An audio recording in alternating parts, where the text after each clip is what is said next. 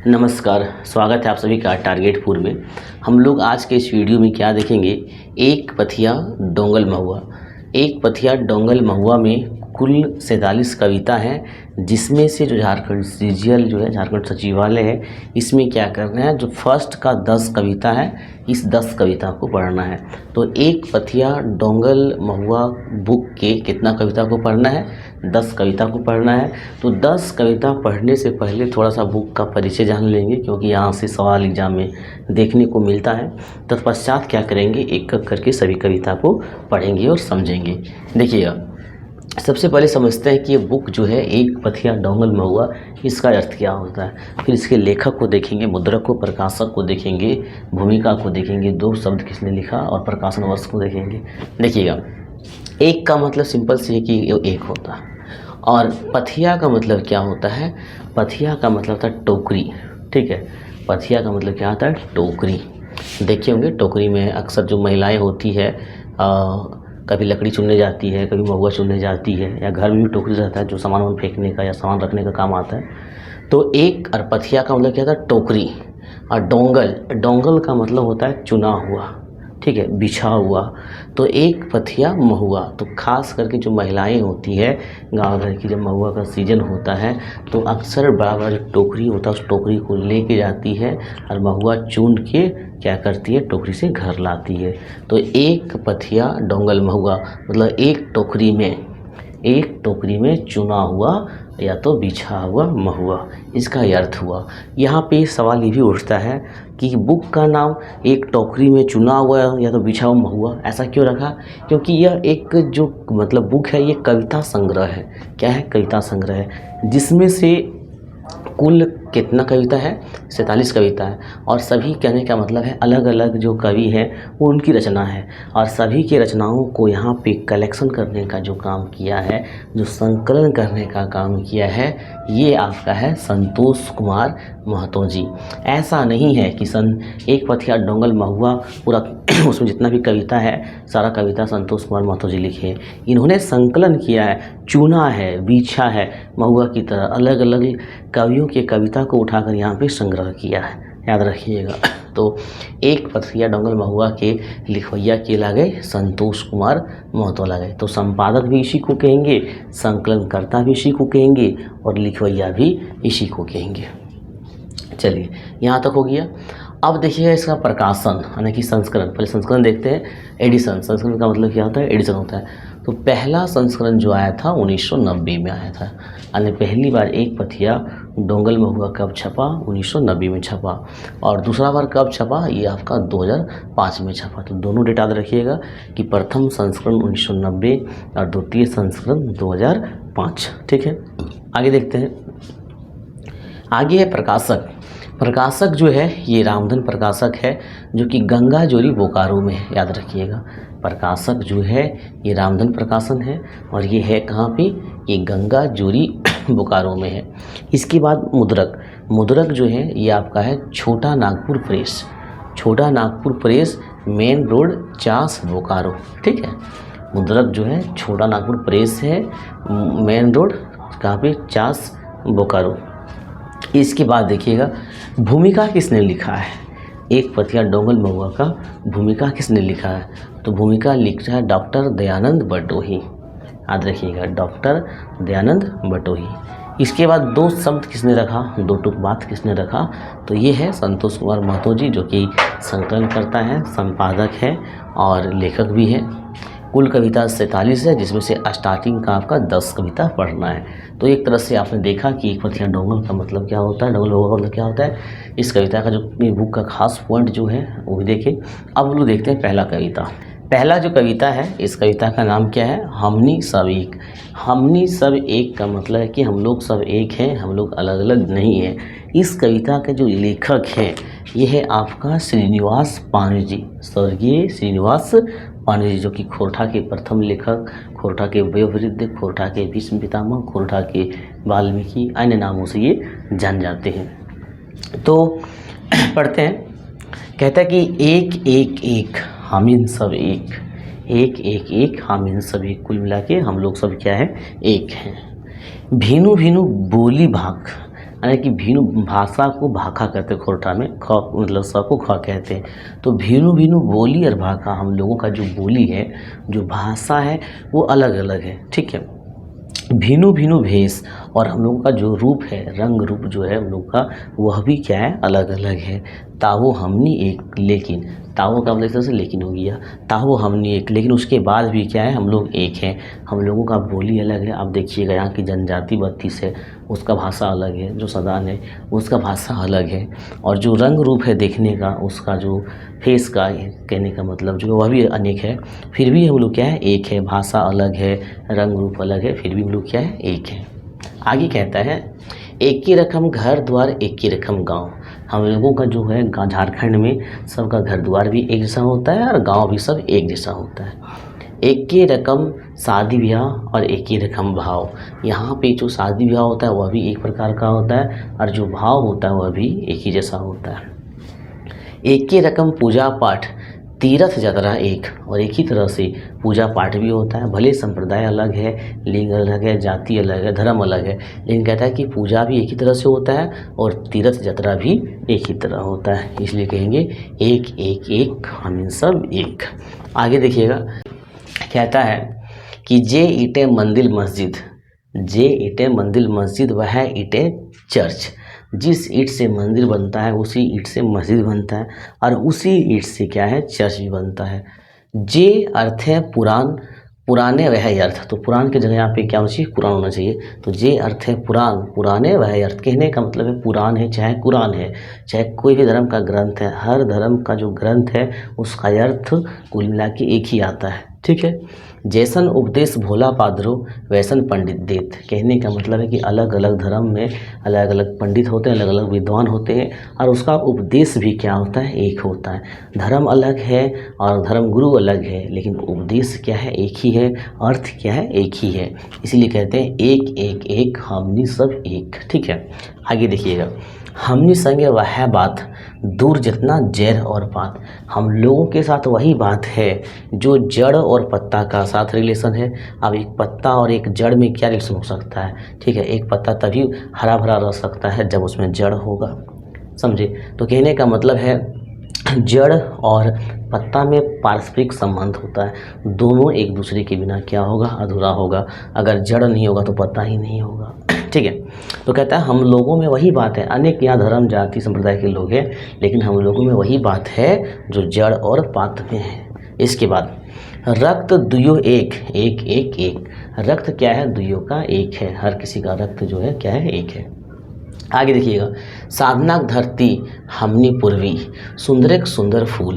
कहने का मतलब है कि हम लोग इस धरती में जब आए हैं तो साधना करना चाहिए, त्याग करना चाहिए, तब लोग क्या बन सकते हैं, एक सुंदर फूल बन सकते हैं, यानी कि समाज को एक नए मार्ग दे सकते हैं। आगे कहता है बंधुतक नदी हमनी बांधी आपन अस्थि कूल।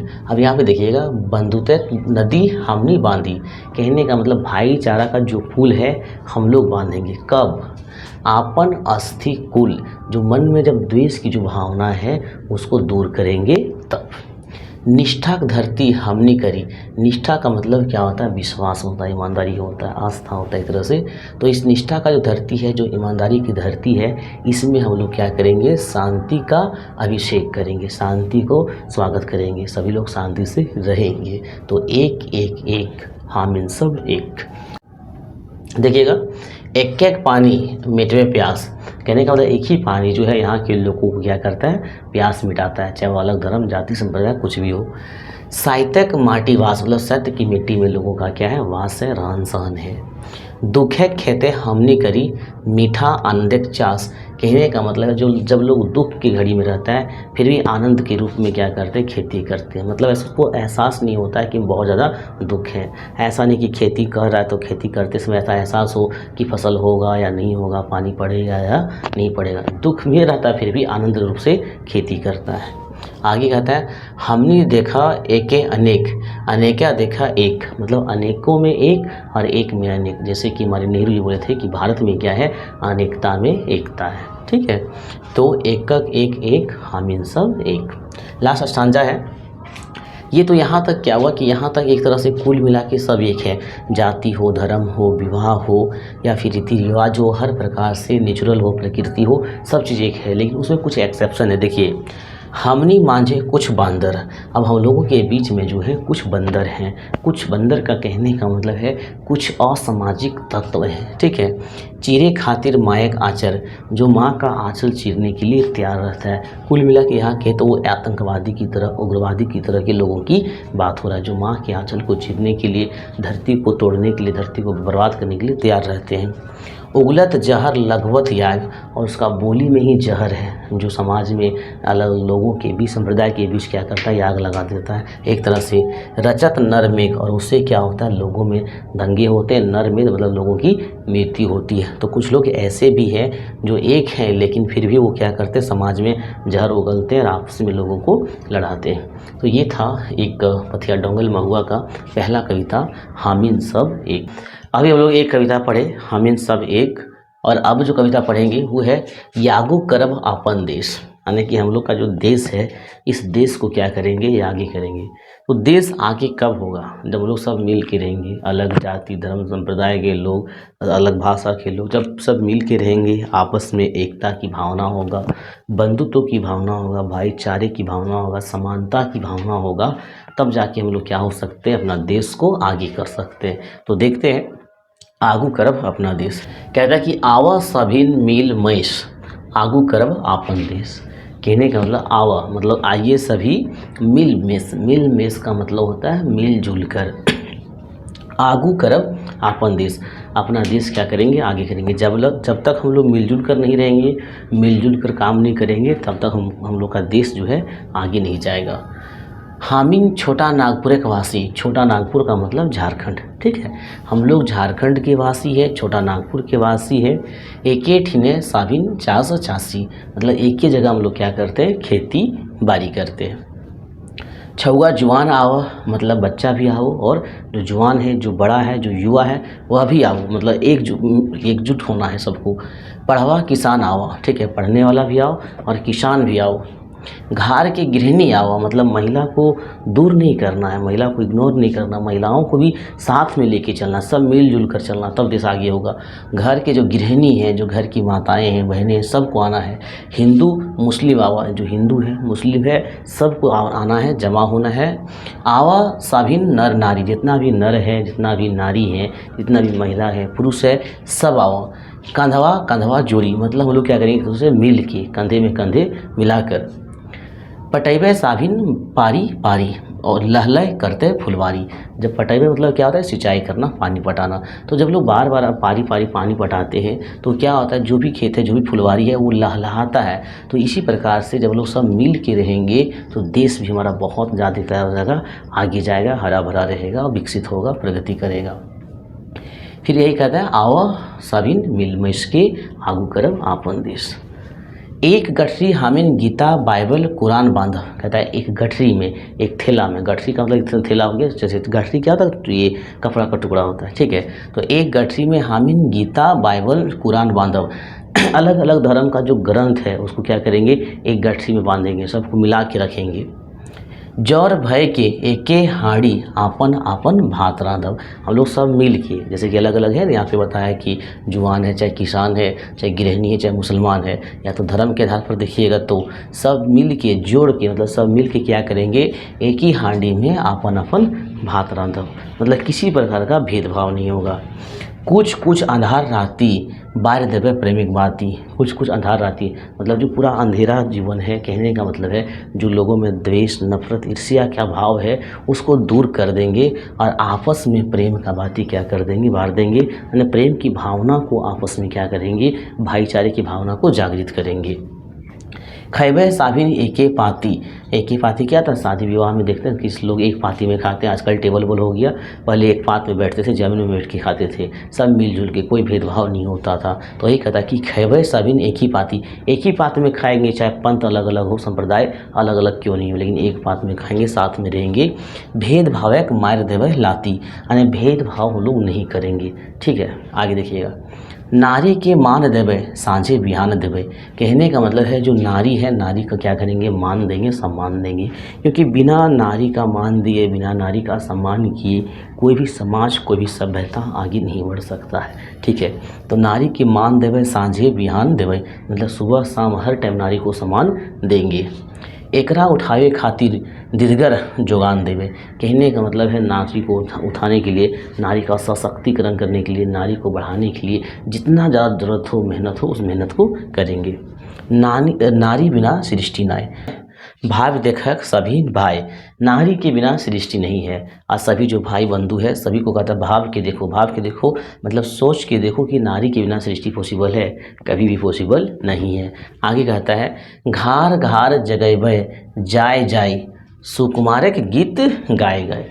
मतलब नारी जो है हमारा समाज में अभी भी कहीं ना कहीं पीछे है। ठीक है, तो उसको क्या करना, घर घर जाके जगाना है और सुकुमार के गीत को गा गा के जगाना है। दरअसल ये जो आप कविता देख रहे हैं, इस कविता की जो रचना किया है वो किसने किया है, सुकुमार ने किया है। आगे कहता है आवा सभी मिल मेस आगू करब अपन देश। तो आगे सभी हम लोग मिलजुल कर क्या करेंगे, अपने देश को आगे बढ़ाएंगे। देखिएगा एक और कविता हम लोग देखेंगे और इस कविता का नाम है जय जवान जय किसान। जय जवान जय किसान एक नारा भी रहा है राष्ट्रीय आंदोलन के दौरान। जय जवान जय किसान का नारा आपने सुना होगा, पढ़ा होगा कि लाल बहादुर शास्त्री जी दिए हैं। और एक इसी में आता है जय जवान जय किसान जय विज्ञान, जो कि अटल बिहारी वाजपेयी जी के द्वारा दिया गया है। तो नारा भी याद रखिएगा, एक तरह से जीएस भी क्लियर हो जा रहा है और एक तरह से यहाँ पे लोग कहानी मतलब कविता भी देखेंगे। जय जवान जय किसान याद रखिएगा, लाल बहादुर शास्त्री का नारा है, और जय जवान जय किसान जय विज्ञान अटल बिहारी वाजपेयी का नारा है। देखिएगा तो ये जो रचना है, ये जो कविता है महेश गोलवार जी के द्वारा लिखा गया है। शुरू करते हैं, कहता है राष्ट्र कर आन मान देश कर किसान सब। कहता है राष्ट्र का जो आन है, जो मान है, देश का जो यान है, देश का जो मान है, देश का जो शान है, वो कौन है, वो किसान सब है।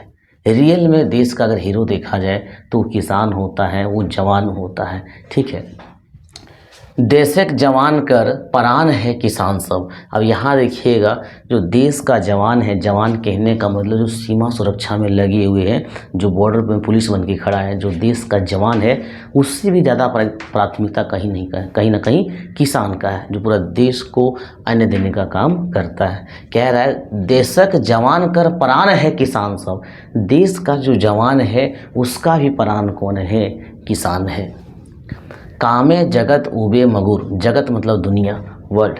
काम से हर कोई उब जाता, पूरा दुनिया जो है अपने काम से क्या हो जाता है, उब जाता है। काम करते करते थक जाता है तो काम करने छोड़ भी देता है। ठीक है, उबे ना जाने किसान, उबे ना जाने किसान, लेकिन किसान जो है वो उबने नहीं जानता है। किसान रात दिन खटता है। अगर उसी मान लीजिए कोई चीज़ का फसल कर रहा है और उसमें खटते खटते रात हो गया, तो जब तक उसका काम पूरा नहीं तब तक काम कर रहा है। रात में भी सिंचाई करता है, दिन में भी सिंचाई करता है, वो हमेशा खटते रहता है। ठीक है, उसका कोई टाइम टेबल नहीं होता है घड़ी के अनुसार या ऑफिस के अनुसार से। उबे ना जाने किसान, किसान उबने नहीं जानता है। देश कर बीसी लागे सब जवान सब किसान। मतलब देश का जो जवान है, ठीक है, और देश का जो किसान है वो क्या है, देश का बीसी है। बीसी का मतलब क्या होता है, रीढ़ का हड्डी।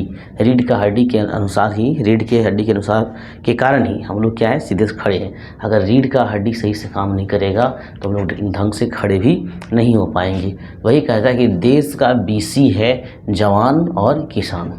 तो हम लोग पहला स्टांजा पढ़े। आगे देखिएगा, आगे कहता है समुद्र ढेवकर गागनिक आवाज़ घोर।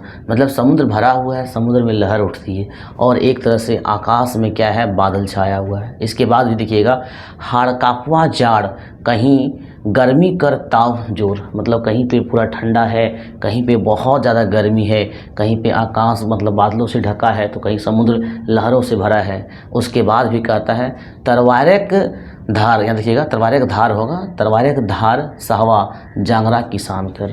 तो किसान जो होता है वो तलवार की धार को भी सहने का क्षमता रखता है, क्योंकि जितना मतलब ठंडा होता है, गर्मी होता है, हर समय वो रंग बहुत मेहनत करता है, बहुत खटता है। गर्मी भी होगा तो भी वो खटता है, ठंडा भी होता है तो भी खटता है, कभी शांत वो नहीं बैठता। इसलिए कहते हैं तलवार का धार सहवा जांगरा किसान, तलवार का धार सहने वाला होता है किसान लोग। इसके बाद देखिएगा, बरखा कर मायर सहवा गतरा किसान कर। बरसा कर मायर सहवा मतलब जब भी आप खेती करते हैं, खास करके सावन का महीना में, तो कभी किए होंगे या तो फिर कभी देखे होंगे कि जब सावन के महीना में खेती होता है, सावन भादो जो भी है, तो जब पानी पड़ता है और लोग हल चलाते हैं तो बहुत ज़ोर पानी से चोट भी लगता है।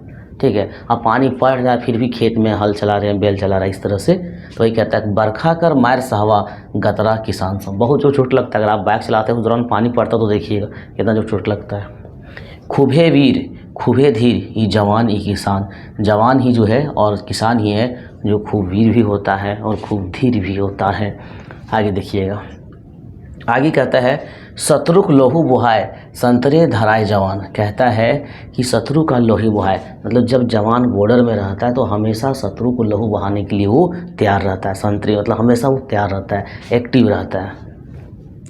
थामे सौब सौप गतर हसुआ हाथ है किसान, और किसान जो है हमेशा हसुआ लेके रहता है। हसुआ क्योंकि हसुआ एक क्या है, एक ऐसा यंत्र है जिससे धान काटने का काम या तो आइने जो भी चीज़ होता है फसल काटने का काम आता है। जिस तरह देश में जो है जवान जो है हमेशा बंदूक के साथ खड़ा रहता है, उसी प्रकार से किसान जो है हमेशा हसुआ के साथ तैयार रहता है। ठीक है, आगे देखिएगा, खेले जुआन लहू घोली। और जो जुआन होता है, जो जवान है, ठीक है, जो एक तरह से बॉर्डर पुलिस है, वो क्या करता है, लहू का होली खेलता है। लहू मतलब खून का होली खेलता है, क्योंकि वहाँ पे सीमा में क्या होता है, मुठभेड़ होते रहता है। एक से मतलब सेना जो है सो एक दूसरे को मारती रहते, खास करके आतंकवादी लोग। ठीक है, खेले जुआन लहू खोली कुटा लेखे जीव जान। तो जवान जो है लहू का होली खेलता है, खून का होली खेलता है। ठीक है, कसट काट काट काल काटेट रहे किसान। कहने का मतलब किसान जो है बहुत कष्ट काटता है और कष्ट काट काट के समय को काटता है। काल का मतलब क्या होता है, काल का मतलब होता है समय होता है। तो कष्ट काट काट के जो है सो समय को काटता है कौन, किसान। कहता है चुप साधवा और बोढ़ निडरा। ठीक है, चुप साधवा मतलब ये दोनों जो है, जवान जो है और किसान जो है, चुप साधवा ये शांत रहने वाला प्राणी है मतलब व्यक्ति है, और बोढ़ निडरा मतलब बहुत ही ज़्यादा पेशेंस रखने वाला है। किसान जब खेती करता है तो कभी ये डरता नहीं कभी ऐसा कि फसल होगा या नहीं होगा, बड़ा पेशेंस के साथ जो है वो फसल रोप देता है। बरसात हो तो खेती होगा, नहीं हो तो नहीं होगा, लेकिन फिर भी मतलब से पेशेंस बहुत रहता है, और उसी प्रकार से जवान का भी रहता है। तो वही कहता है कि चुप साधवा और बोढ़ निडरा मतलब शांत रहने वाले और पेशेंस रखने वाले कौन है, तो सभी देश का जवान है और देश का किसान है। कहता है दुश्मन के देख यारो युमेग युमेग उठे वीर। वीर जो होता है दुश्मन को देखने के बाद जो है डरता नहीं है, उसको मारने के लिए, उसके साथ लड़ने के लिए वो युमेग युमेग उठता है। कहने का मतलब वो बहुत एक्साइटेड रहता है। काया भुजग बोले कोड़े पत्थरे कुआं चासा धीर। जिस तरह से दुश्मन को मारने के लिए हमेशा जवान तैयार रहता है, उसी प्रकार से किसान जो है पत्थर में भी कुआं कोड़कर खेती करने के लिए तैयार रहता है। इतना मेहनत, पत्थर में भी कुआं कोड़कर वो चासा करने के लिए, खेती करने के लिए हमेशा एक्टिव रहता है, मेहनत से कभी वो पीछे नहीं हटता है। पैत सासे देशक पूजाए मगन रहे पारे जवान। कहने का मतलब क्या है, जवान का जो प्रत्येक सांस है वो देश के पूजा के प्रति, देश प्रेम के प्रति वो हमेशा तैयार रहता है। एक एक सांस वो देश के लिए जीता है। ठीक है, योजना के सुधार रूप देहे व्यवहार किसान। तो किसान जमीनी स्तर पर देखिएगा जितना भी योजना होता है वो अक्सर किसानों के लिए ही होता है। कहता है देश का ननिहाल रहे जवान और किसान। ननिहाल का मतलब क्या हो गया, गौरव हो गया। तो देश का जो गौरव है वो जवान है और वो कौन है, किसान है। आगे देखिए, विपद देख संगीकर बज्जर तरी डांट मन। कहने का मतलब है चाहे वो जवान हो चाहे वो किसान हो, जब उसके सामने विपद आता है, जवानों के साथ लड़ने का विपद समस्या और किसानों के साथ अन्न उत्पादन करने की समस्या, तो ये विपद देखकर भागते नहीं हैं, वो खड़े रहते हैं, समस्या का सामना करते हैं। चाड़े पिघले मोम लेके होवे लागे है नरम। कहने का मतलब है जो जवान जो कभी स्ट्रॉन्ग रहता है, कठोर बन के खड़ा रहता है, वही समय के अनुसार से नरम हो जाता है, कोमल हो जाता है। जैसे देश में जब कोई आपदा विपदा घटित होता है तो उस समय लोगों को बचाने के लिए जी जान से वो क्या करता है, प्रयास करता है। भूखल जगत कर पुकार सुन के, दुनिया जब भूखा रहता है, दुनिया जब पुकार करता है तो किसान क्या करता है, राखल राखल धान चार छोहे दे लुटाए, उसके पास जो भी अनाज होता है भूखे लोगों के लिए वो लुटा देता है। ये है किसान की पहचान एक तरह से। हड़क भीतर, देखिएगा हड़क मतलब हड्डी, हड़क भीतर मांझा नरम, काठुर कायक भीतर कोमल प्राण। तो ये जितना ही स्ट्रॉन्ग दिखता है बाहर से उतना ही कोमल अंदर से होता है। देश का जवान, देश का किसान जो है, अब देखने में बहुत, देखिएगा बहुत फिटनेस लगेगा, बहुत कठोर लगेगा। तो जितना ही काया, काया मतलब शरीर, जितना ही शरीर उसका कठोर लगता है उतना ही वो अंदर से क्या होता है, कोमल होता है। शत्रु कर छाती रूपे मावाए चढ़ी लहूलुहान, कहने का मतलब है जो जवान होता है शत्रु की छाती में चढ़कर लहूलुहान कर देता है, यानी कि किसी भी मतलब समय वो शत्रु को बख्शना नहीं चाहता है। शोभे बाखे, शोभे से जैसन सूरजमान, हर तरफ से सब मतलब जवान जो है जिस तरह से सूरज महान है उस तरह से जवान क्या है, महान होता है। बजर मुठाए हरख मुठ धरी भूई बिदार की, अब यहाँ देखिएगा बजर मुठाए, कहने का मतलब है ज़मीन बहुत कठोर होता है और वो क्या करता है, हर मुठ धरी भूई बिदार की, हल से क्या करता है, ज़मीन को भी वो चीर देता है। किसान जो है ज़मीन कितनों ही स्ट्रॉन्ग के नहीं हो, हल के माध्यम से ज़मीन को चीर देता है। इसके बाद एक लाइन यहाँ छूट गया था इसलिए हम लोग आगे लिखे हैं, देखिएगा। हाथी घेचाए माहूत तरी शोभे भाई किसान जी, कहने का मतलब है जिस तरह से हाथी को चलाने के लिए माहूत होता है उसी प्रकार से देश को चलाने के लिए वास्तविक रूप से कौन होता है, किसान होता है। सुख शांति गोड़ा असल एखनीय जवान और किसान, तो देश में सुख शांति का जो जड़ है, गोड़ा है, पेड़ है, वो कौन है, असल में जवान है और किसान है। किसान लोगों के लिए अन्न उत्पादन करता है और जवान देश में शांति के लिए सीमा में क्या करता है, हमेशा तैयार रहता है। देश हितक तरी खाड़ा मोरे लागी रात दिन, कहने का मतलब देश के हित के लिए वो रात दिन मरने के लिए तैयार रहता है। मूड़ झुकवाए सारगाए हमें तकर गोड़थीन, यहाँ पे कवि कह रहा है कि देश को, देश की सुरक्षा के लिए, देश के लिए मरने के लिए जो हमेशा सीमा में तैयार रहता है उसके लिए, उस जवान के लिए मूड़ झुकवाई सारगा हमें तकर ठीन, उसके सामने हम क्या करते हैं, उसके लिए अपना सर को झुकाते हैं, ये कवि कह रहा है। देशक पेट भरे ले बरत जे किसान ले ले, मतलब देश का पेट भरने के लिए, मतलब देश का पेट कैसे भरेगा, जब वो अनाज का उत्पादन करेगा, इसलिए उसने एक व्रत लिया है कि हम ज़्यादा से ज़्यादा क्या करेंगे, अनाज का उत्पादन करेंगे और देश का पेट भरेंगे, देश में जो लोग हैं उसका पेट भरेंगे। हमर पूजा लेवे जुकुर सेहे ले तो वह ले वह भेल, कहने का मतलब हम अगर किसी को पूजा करेंगे, देश में वास्तविक रूप से अगर कोई पूजा करने लायक है तो वही देश का कौन है, किसान है, जो देश का पेट भरने के लिए व्रत लेके खेती कर रहा है। औखिन कर जन्म सफल औखिन औखनिक मरण महान, कहने का मतलब वो सबका जन्म जो होता है वो भी सफल हो जाता है और वो सबका मरण जो है सो महान हो जाता है, किसका, जवान का और किसान का।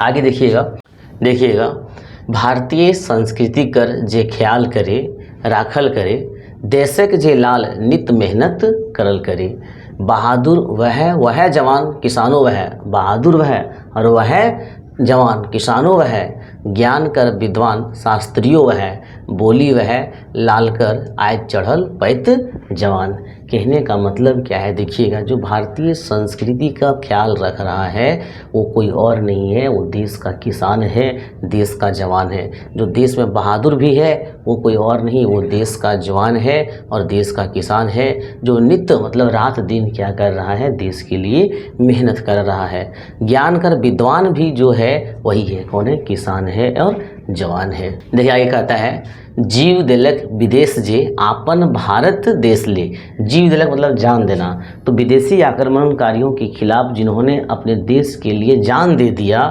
पदक दे मातल नाय जे भारत देश से, जिन्होंने भारत देश से कभी पदक के लिए उम्मीद नहीं रखा, राजभोग गदाय सदा काट दिलक दिन ले, कभी राजभोग का भी उसने उम्मीद नहीं रखा। तो सोचिएगा कि कैसन त्याग रहे ई जुगक मानुष के, इस जुग का मानुष के, खास जवान के और किसान का त्याग देखिएगा, कभी किसी भी चीज़ का उम्मीद उसने नहीं रखा और देश प्रेम के लिए अपना जान भी दिया और सारी सुविधाओं को उसने क्या कर दिया, त्याग कर दिया। हमनी ओखर ध्याने फुरछावा जोर तान, मतलब उसके बारे में हम लोगों को क्या करना चाहिए, जोर से उसके उसके बारे में लोगों को बताना चाहिए कि देश में जवान और किसान का क्या महत्व है। तो इस प्रकार से हम लोग क्या किए, इस वीडियो में 3 कविता को देखे, 10 कविता पढ़ना है, जिसमें से 3 कविता देखे। पहला देखे हम सब एक, और दूसरा देखे आगू करब अपन देश, और तीसरा जो था जय जवान जय किसान।